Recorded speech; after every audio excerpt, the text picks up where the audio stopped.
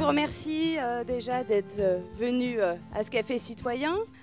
Cette thématique de ce premier café citoyen sur le vivre ensemble, c'est une thématique qui nous est chère, puisqu'en tant qu'aménageurs, depuis toutes ces années où nous travaillons à transformer le quartier, bien évidemment, c'est de le voir prendre vie qui est important pour nous. Voilà, je vous souhaite des échanges riches et fructueux, et puis je passe la parole à Naïma. Vous pouvez commencer à remplir les bulles sur la question de qu'est-ce que pour vous le vivre ensemble, ce qui nous permettra d'alimenter un peu les échanges par la suite.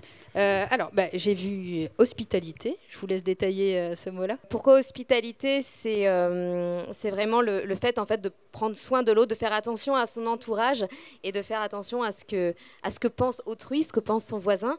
Donc prendre soin de son environnement, je pense que c'est une valeur qui est importante, et prendre soin des gens qui sont autour de nous. Donc apprendre à se connaître et à se respecter, et c'est à mon avis la première chose qui après permet de construire ensemble. Bon, moi j'ai rajouté que vivre ensemble, c'est aussi une histoire multigénérationnelle.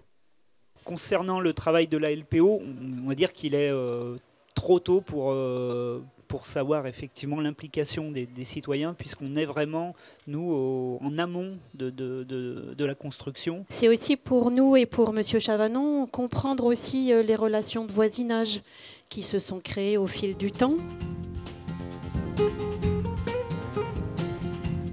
Je vous laisse peut-être vous lever et aller accrocher vos bulles à l'étendage si vous le souhaitez. Alors moi j'ai marqué donc entraide, partage, mutualisation pour créer un quartier positif et heureux. J'ai mis partager des moments inattendus, parce que c'est aussi se rencontrer par hasard et avoir des rencontres pour une raison un peu imprévue. J'ai écrit vivre ensemble, c'est indispensable pour bien vivre, pour faire vivre les valeurs humanistes. Cette personne est un peu nomade. Mettre en lien donc des gens qui ont des matériaux à donner et des gens qui ont besoin de matériaux pour construire. Voilà. Allez-y. Je me suis assez limité, mais j'ai mis oser, oser la rencontre, oser faire avec, et je reconnaissais dépasser l'entre-soi. Pour moi, le maître mot, c'est connaître l'autre, l'accepter, être tolérant, et après on peut travailler sur des déclinaisons du vivre ensemble. Voilà, c'est tout.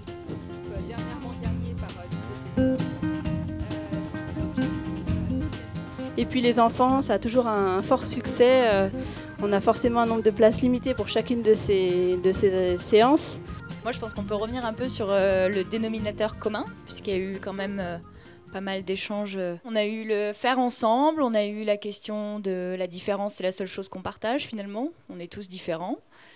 Il y a les questions de respect, d'intégration. Pour conclure ce café citoyen, simplement vous dire qu'au vu de vos mots dans les bulles, de vos quiz, on voit que, alors déjà de se dire que vivre ensemble, c'est pas simple, mais pour beaucoup d'entre vous, par contre, c'était une aspiration. Donc on se rend compte que c'est une volonté, mais on n'a pas tous la même vision des choses.